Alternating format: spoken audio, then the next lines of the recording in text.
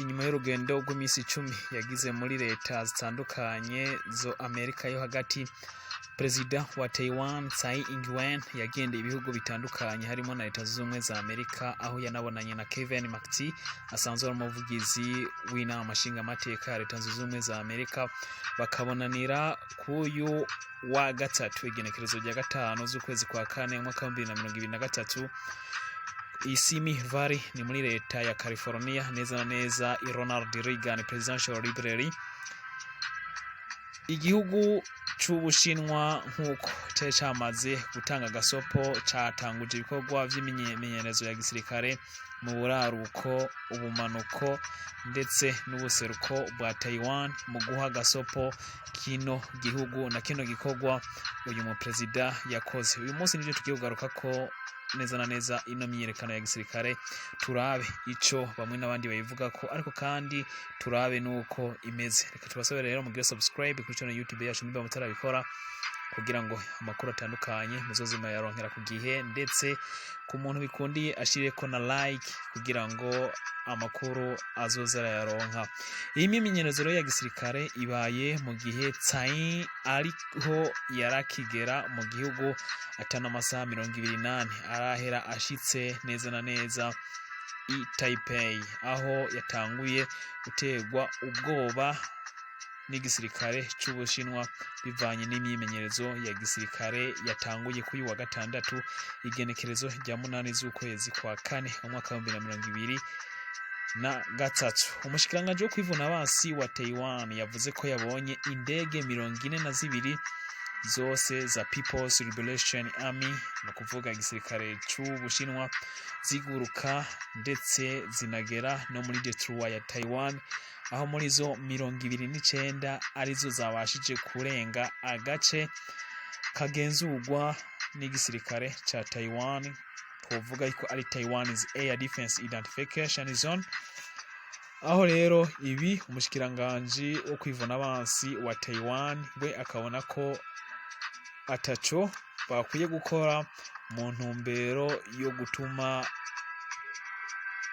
gisirikare c'Ubushinwa kibandanya ibikorwa vya gisirikare ndetse kabasha gutera igihugu ca Taiwan. Inyuma yo kubona ibi rero, umushikiranganji wo kwivuna abansi w'ubu wa Taiwan yahisemwo gutuza.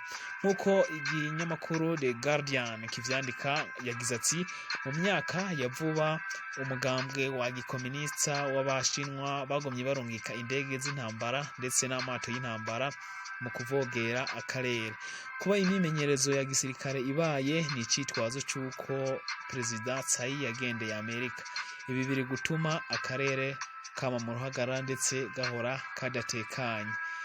Naho urongoye imyimenyerezo ya gisirikare ku ruhande rw'Ubushinwa nawe arongoye commandement ya Eastern Theater bavuga ko imyimenyerezo ya gisirikare izomara iminsi 3 imeze nka gasopo ku nguvu zose zigomba gukoreshwa za gisirikare mu gutuma Taiwan yigenga. Ati ibi tubikora mu gukingira no gusigasira ubumwe n'agateka k'Ubushinwa is to defend national sovereignty and territorial integrity.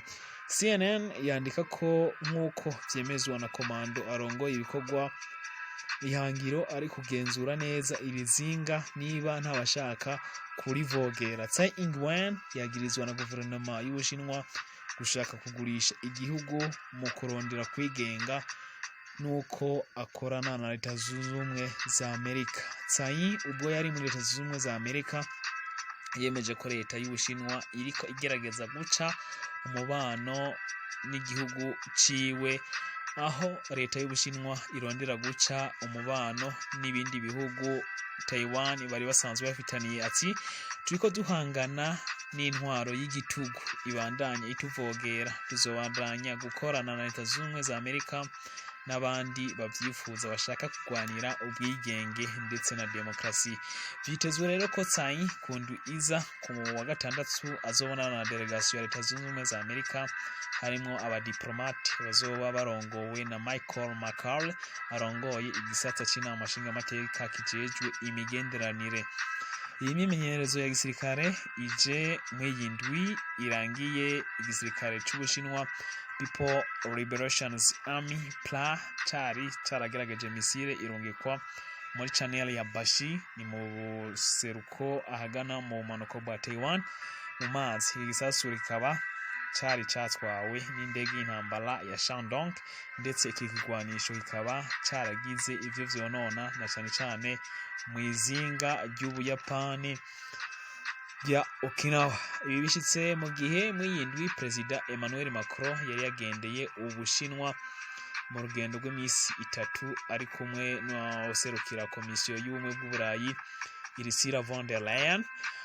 Hambavu yuko bingenze igihugu c'Ubushinwa guhanura Uburusiya guhagarika intambara batanguje muri Ukraine, basavye kandi kugabanya akariro na cane cane muri Detroit ya Taiwan. Si ubwa mbere iki gihugu gikoze imyimenyerezo idasanzwe ya gisirikare yo guha gasopo Taiwan Ubushinwa bufata nk'intara yabwo, kuko mu kwezi k'umunani ko mwaka uheze habaye yindi myimenyerezo ya gisirikare yo yari ifise ubukana burenze ndetse n'ubw'imyimenyerezo ya gisirikare ubu aho ari kwa uguha gasopo leta ya Taiwan ishaka kwigenga.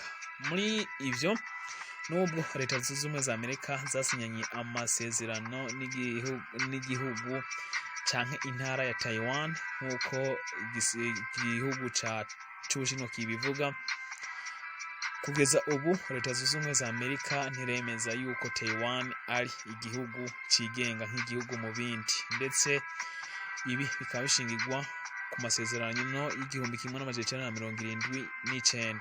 Makti yemeje yuko bazobandanya ariko bakorana n'igihugu ca Taiwan na cane cane mu bijanye no kugura ibigwanisho. Yagize ati tuzoguma tugurisha ibigwanisho kuri Taiwan, kandi ndakeka ivyo bigwanisho bizoshikira ku gihe, kandi ntituzohwema kuduza umubano mu vy'ubutunzi, haba muri tekinoloji ndetse no mu bushuruzi.